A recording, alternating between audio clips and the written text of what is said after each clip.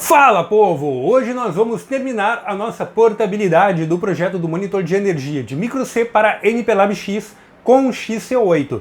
E no final vamos fazer uma breve análise das diferenças entre os compiladores, ganhos e perdas na hora de efetuar o uso de um em detrimento do outro. Eu sou o engenheiro Josias Martins da Bobsim P&D em mais uma parceria com o Wagner Rambo e a WR Kits para lhe trazer este conteúdo diferenciado aqui no WR Kits Channel. Então é isso aí, vamos ao nosso vídeo de hoje.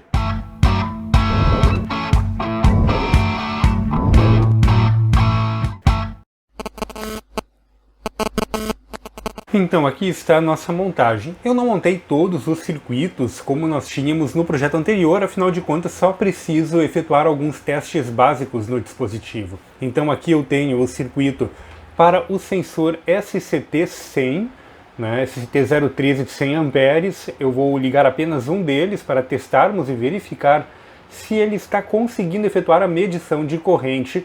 E aqui, ao invés de eu ter o optoisolador, eu apenas coloquei um diodo que vai ceifar o semicírculo negativo do sinal senoidal que eu vou injetar no dispositivo. E aí, é claro, eu não vou colocar aqui um sinal de 220 volts da tomada, eu vou utilizar um gerador de função e assim consigo alterar a amplitude da nossa senoide conforme a necessidade para gerar um sinal de tensão que pode ser lido a partir do display.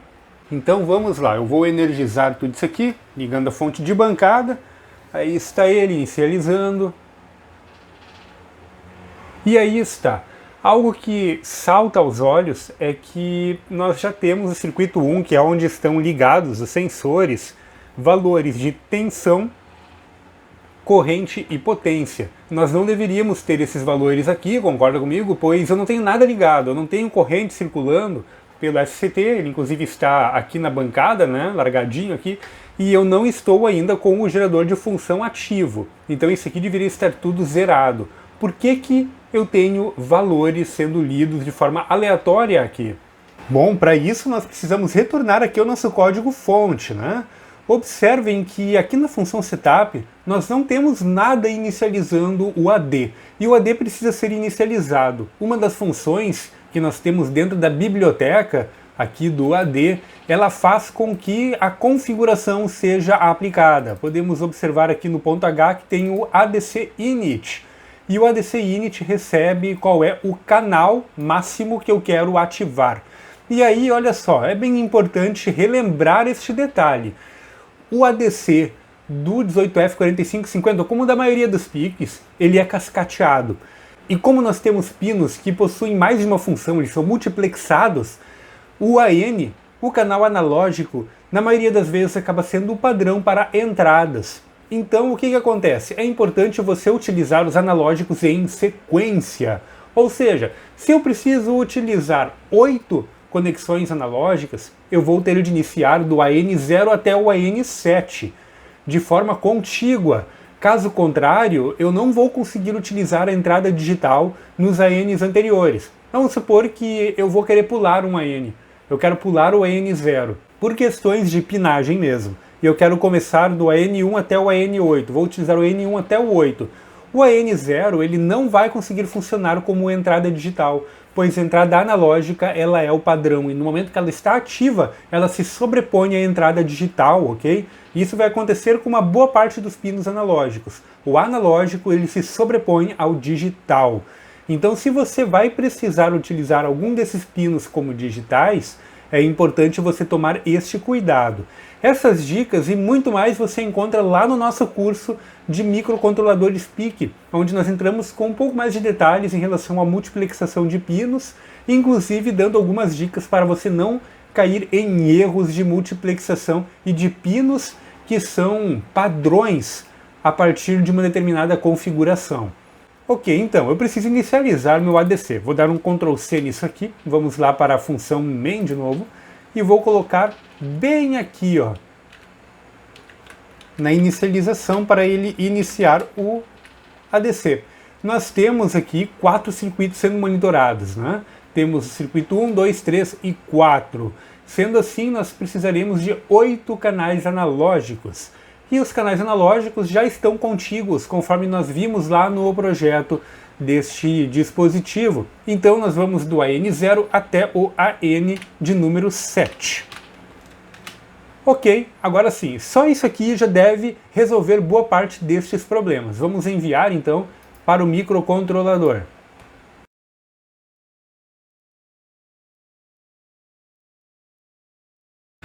Ok, compilado e enviado. Podemos ver aqui então, olha só, nós temos valores zerados aqui para o circuito 1, o que era o esperado, né? Afinal de contas, agora finalmente ele está efetuando as leituras. Então eu vou fazer o seguinte, vamos começar a excitar alguns valores aqui. Eu vou começar ligando o gerador de função e ele vai, assim, enviar um sinal para nós com uma determinada amplitude. Então aqui nós temos os sinais no osciloscópio, né? Aqui no número 2 nós temos o sensor SCT, né? O sensor de corrente, ele sempre vai ter esse nível lógico, pois nós vamos centralizar a senoide em 2.5 volts. E aqui nós temos o sinal que vem a partir do gerador de função. E esse sinal aqui, ele está sendo pego após o diodo, então nós vamos ceifar o semiciclo negativo. Então, aumentando aos pouquinhos a amplitude, nós começamos a encontrar aqui o nosso sinal, né? Eu já configurei ele para uma frequência de aproximadamente 60 Hz, né? Nós podemos ver aqui embaixo, ó, está com uma certa dificuldade de trigar. Vamos aumentar aqui a escala. Agora sim. Então aí está, ó, 60 Hz. E nós temos já um valor de tensão aparecendo aqui. Mas olha só que estranho, o valor de tensão ele está flutuando entre 0 e 50 volts. Por que que isso está acontecendo? Né? Ele não deveria estar bem certinho aqui, nós não configuramos o ciclo de aquisição na época que nós desenvolvemos esse projeto, já lá com micro C. Bom, o que acontece, pessoal, é que o ciclo de aquisição, utilizando o XC8, vai mudar um pouco. Aliás, vai mudar muito. Ok? Por quê? Nós conseguimos configurar a velocidade de aquisição a partir da função, né, que foi criada para a obtenção dos dados, para a discretização dos dados. E aí o que que acontece?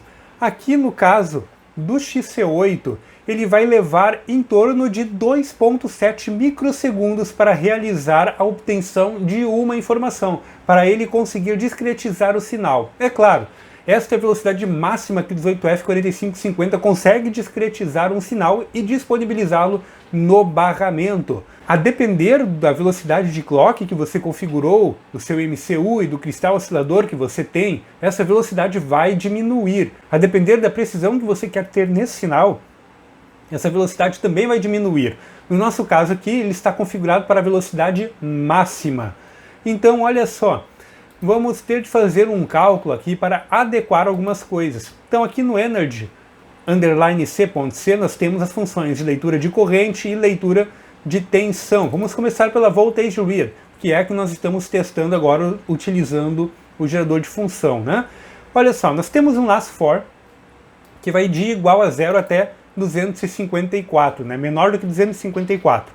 Isso significa que ele está prendendo o sistema em um laço iterativo. Um laço iterativo para encontrar o pico da senoide. Mais detalhes a respeito desta funçãozinha aqui, desse laço for, você vai encontrar lá no vídeo original, onde nós desenvolvemos esse projeto. Então é bem legal você assistir isso aqui lá, que lá tem toda a explicação de como encontrar o pico da senoide utilizando software, ok?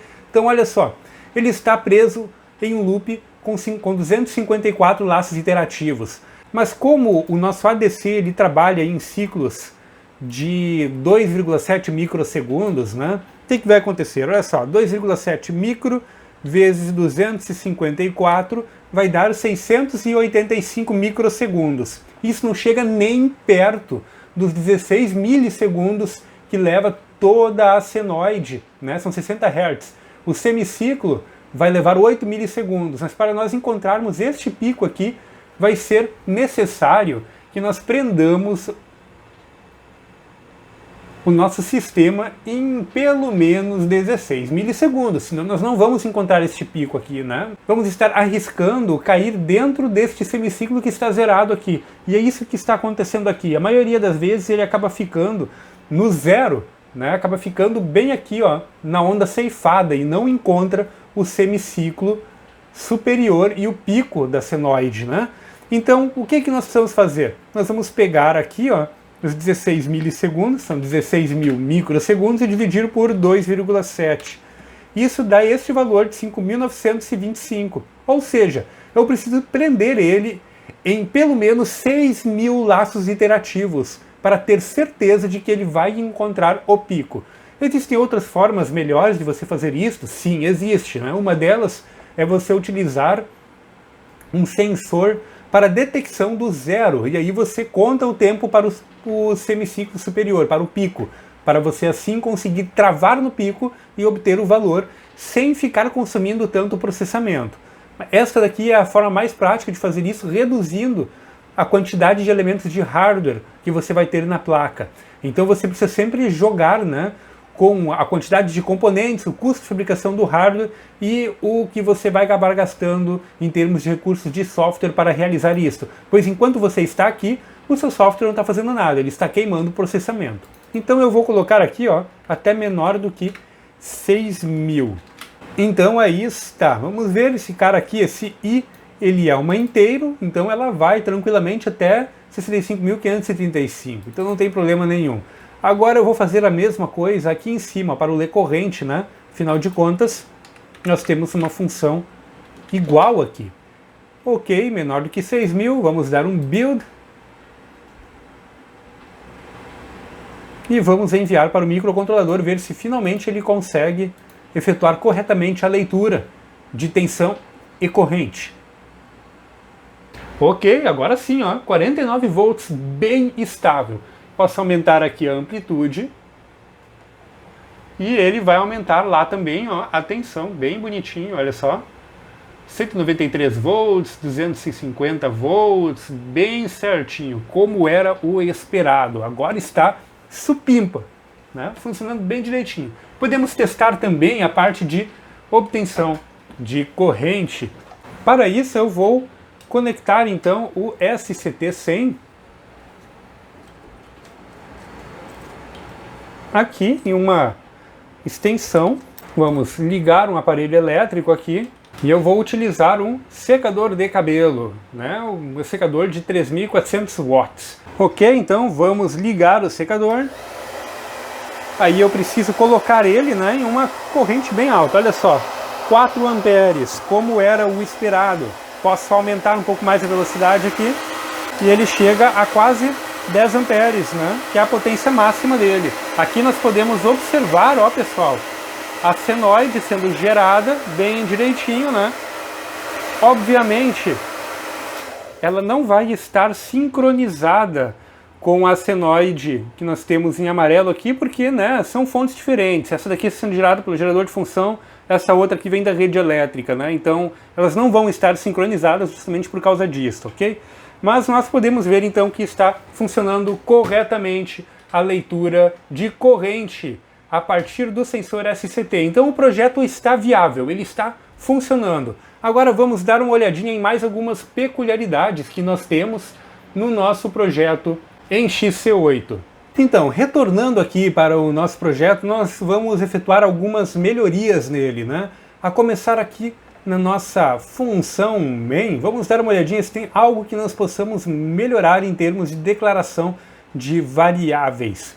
Primeira coisa que nós podemos observar aqui, pessoal, nós temos uma variável short, que é a nossa corrente. Esta variável, ela está como short porque lá no micro C, variáveis shorts elas são de 8 bits, são como se fossem variáveis byte.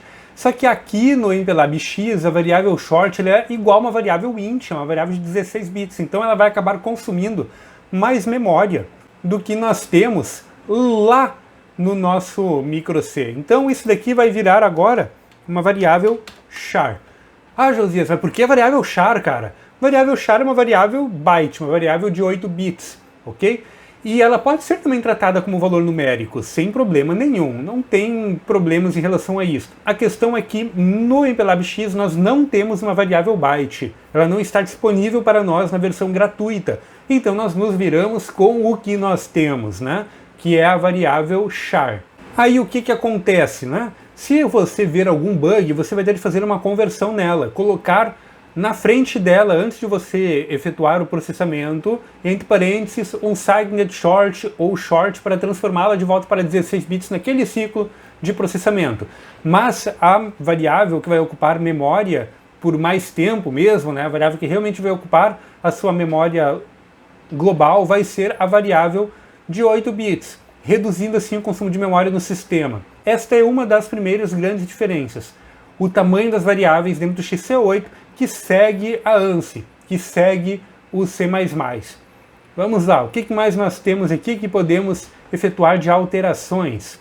Vamos para a nossa função IHM C_C, né, para o nosso arquivo. Aqui nós temos mais uma alteraçãozinha que podemos fazer. Eu vou tirar isso daqui e vou colocar direto por 110 aqui. A mesma coisa aqui. Tudo isso vai diminuir ciclos desnecessários de processamento. E aqui nós temos alguns parênteses a mais, ok? Agora sim. Outra coisa que nós podemos fazer, e eu acho que vocês vão concordar comigo, eu não preciso ter esses vetores aqui, né? Eu posso efetuar essa separação diretamente na hora de enviar para o display. Aí eu posso eliminar esses vetores aqui, o que vai consumir também menos memória. Então olha só, eu vou colocar no lugar aqui, direto o cálculo. Só que eu não posso ter esse ponto e vírgula aqui dentro, né? Vai sem ponto e vírgula. Aí isso daqui cai fora. Mesma coisa vai acontecer aqui.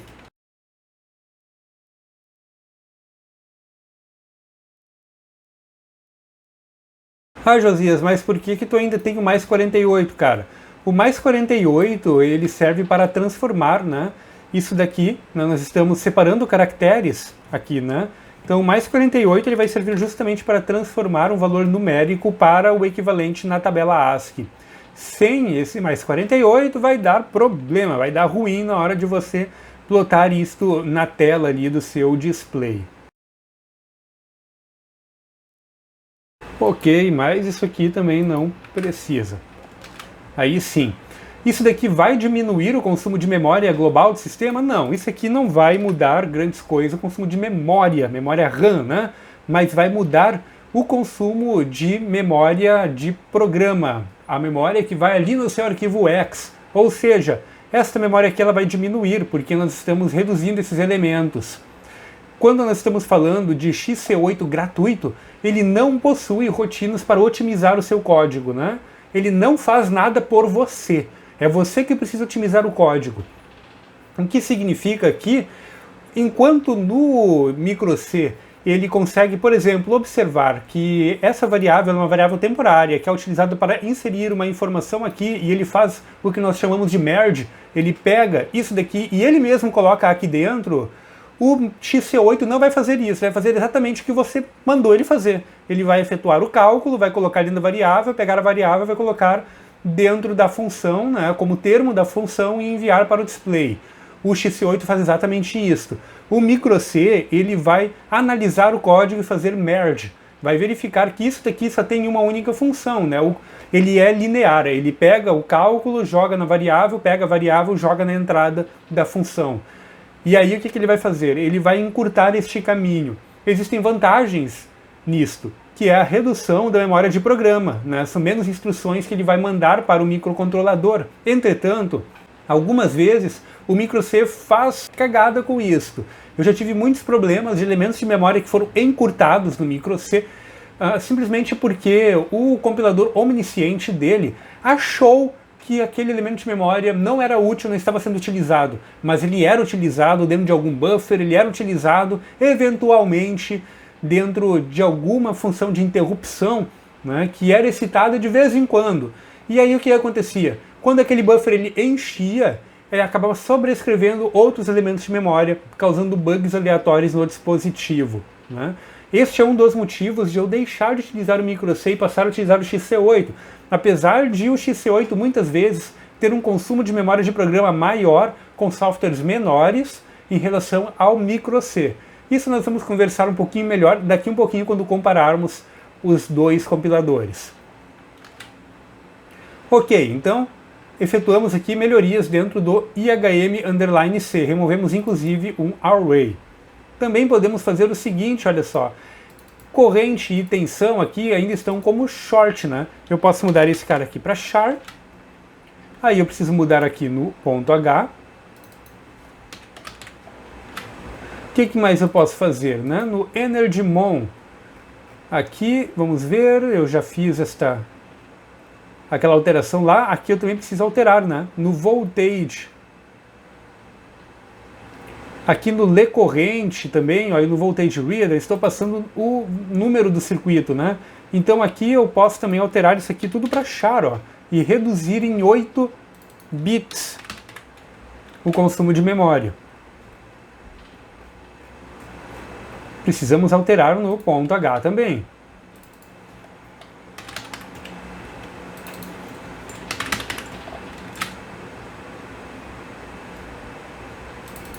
A corrente aqui também pode ser passada como um valor char, né?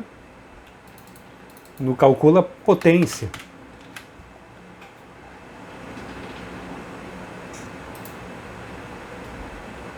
E eu acho que é isso aí. Agora vamos ver aqui dentro, o que mais nós temos que possa ser melhorado e otimizado. Essa variável i aqui, ela é utilizada apenas no laço. Então nós podemos deixá-la declarada diretamente no laço for. Aí ela vai ser descarregada ao finalizar o laço. Mesma coisa vai acontecer aqui, ó.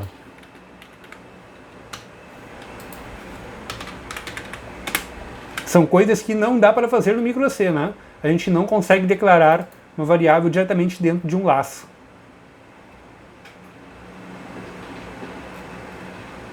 E ok, eu acho que é isso aí. Obviamente, dá para escovar mais bit. Tem mais coisa que você pode melhorar aqui e reduzir o consumo de memória de programa e memória de dados, né? Memória RAM. Vamos compilar, ver se não ficou nenhum erro para trás. Isso aí, olha só como diminuiu, né, o uso de memória. Caiu para 6% agora. E aqui a memória de programa, estamos com 20%. Deu uma aumentadinha aí, mas também não foi lá muita coisa, né? Provavelmente devido a algum processo que nós efetuamos, alguma alteraçãozinha que nós efetuamos aqui. Ok, então é isso aí. Vamos mandar para o microcontrolador ver se aqui continua funcionando. Aí está, continua funcionando. Posso alterar aqui a amplitude da senoide e nós vamos ver ali o valor então de tensão se alterando como era o esperado. Então agora vamos para a nossa análise de diferenças entre os dois compiladores. Eu vou deixar na tela para você uma tabelinha contendo algumas features que são esperadas em um compilador.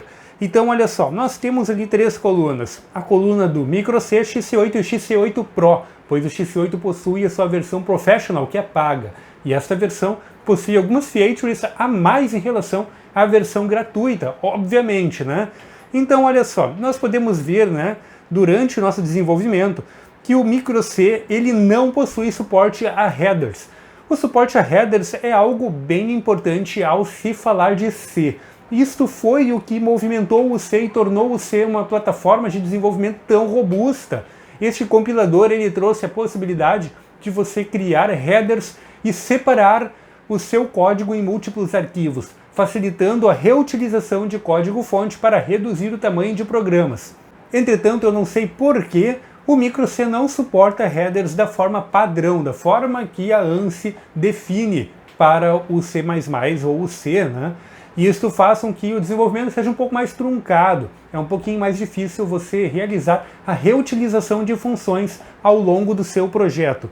Também podemos observar que o micro-C não segue exatamente a ANSI. Nós temos algumas diferenças entre o tamanho de variáveis, né? De acordo com a ANSI, as variáveis short e int elas são variáveis de 16 bits de acordo com a ANSI. E neste caso, no caso do micro-C, a variável short ela é 8 bits, enquanto no XC8 nós não temos uma variável de 8 bits que não seja a variável char. Então é necessário efetuar um certo cuidado na hora da portabilidade para que você não tenha como resultado o consumo maior de memória. Também podemos observar que o micro-C ele suporta variáveis booleano e variáveis do tipo byte. Variável booleano, né, bem entre aspas, né, você consegue ter o acesso direto aos bits de uma variável do tipo byte, e utilizando defines você consegue criar labels para acessar os bits individuais. Assim você cria variáveis do tipo booleano de forma bem prática dentro do microC. Mas no XC8 isso não é possível, você não consegue separar os bits de uma variável de forma direta. Você precisaria ter uma variável, um elemento de memória booleano. Isso só existe no XC8 Pro. Existem outras formas de você ter acesso a variáveis do tipo binário, mas aí elas são globais e aí você também tem que assistir a nossa série de vídeos de XC8 ou comprar o nosso curso. Outra coisa que também temos o microC, mas não temos o XC8 gratuito, é a otimização omnisciente, que faz com que o próprio compilador consiga efetuar merge de rotinas para reduzir a ocupação de memória de programa e também efetua uma análise nos elementos de memória que são utilizados, reduzindo a memória de dados ocupada no seu sistema. O problema da otimização omnisciente do microC é que ela é muito violenta. Muitas vezes ela acaba removendo elementos de memória que são sim utilizados em algum momento aleatório dentro do seu sistema, o que acaba gerando bugs. E nós não queremos bugs em um projeto que vai para campo, né? Então, quando eu utilizo o microC, eu normalmente deixo a otimização em nível 0.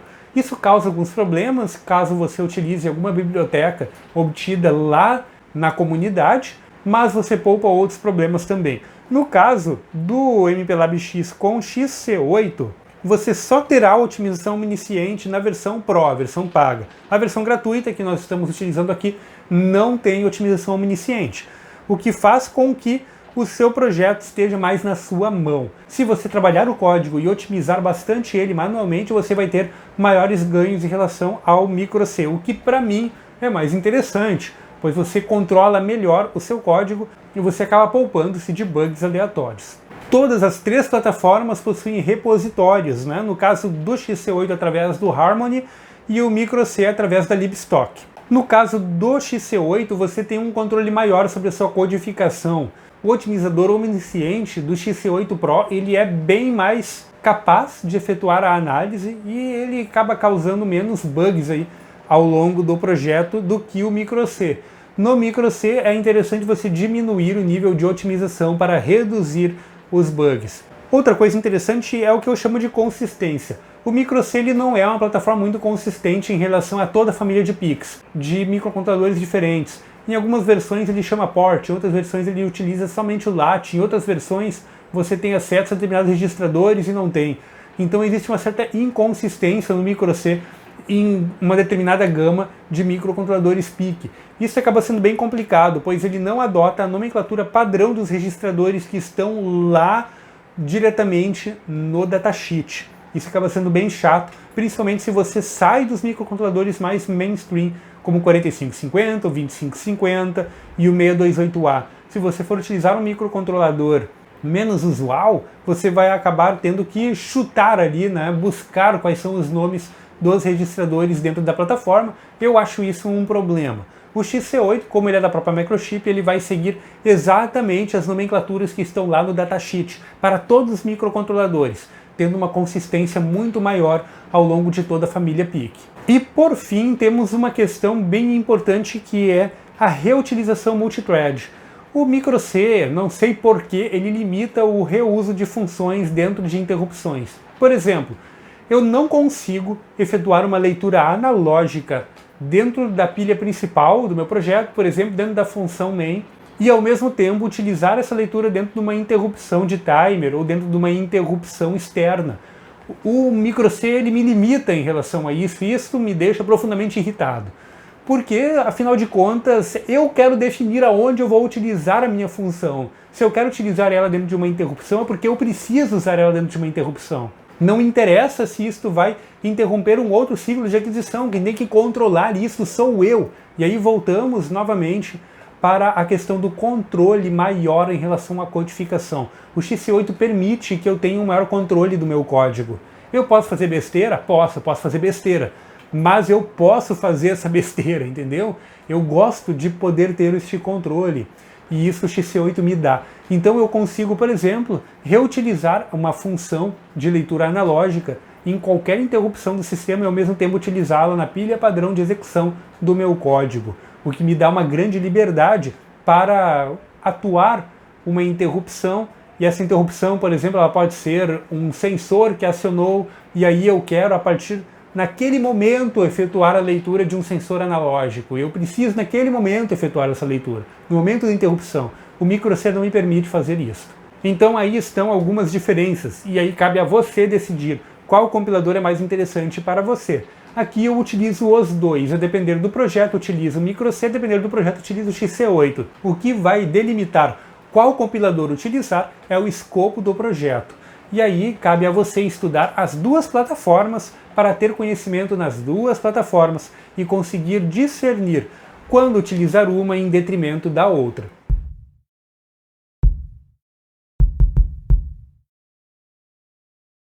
Espero que este vídeo tenha sido interessante para você e venha a lhe trazer cada vez mais conhecimentos para o seu dia a dia. Dúvidas, críticas e sugestões de temas, utilize aí os comentários do YouTube. Também assine os canais da WR Kids e o canal da Bobson P&D. Nós temos vídeos semanais lá no nosso canal de diversos assuntos que permeiam a tecnologia e a engenharia eletrônica. Siga-nos nas redes sociais. E é isso aí, pessoal. Nos vemos em outros vídeos, inclusive lá no canal da Bobson.